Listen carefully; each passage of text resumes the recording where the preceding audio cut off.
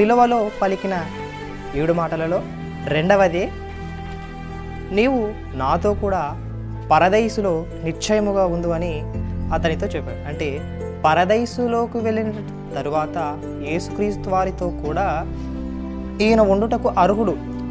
2 దొంగలలో ఒక వ్యక్తి అర్హుడు. ఎందుకనగా ఆ వ్యక్తి సిలువలో పలుకొచ్చినటువంటి యేసుక్రీస్తు మాటల యందు విశ్వాసం ఉంచి రక్షింపబడినట్టుగా చూస్తాం. అలా క్రీస్తునందు నమ్మకము, ఆయన మన నిమిత్తము మరణించాడని ఎవరైతే విశ్వసించి యేసుక్రీస్తును అనుసరిస్తారో వారందరూ పరదేశుకు చేరుకుంటారు. పరదేశులు దేవుడు తన భక్తులైన వారందరినీ ఉంచాడు. ఆ భక్తుల స్థలానికి మనము కూడా వెళ్ళవలసిన వారమై ఉన్నాము.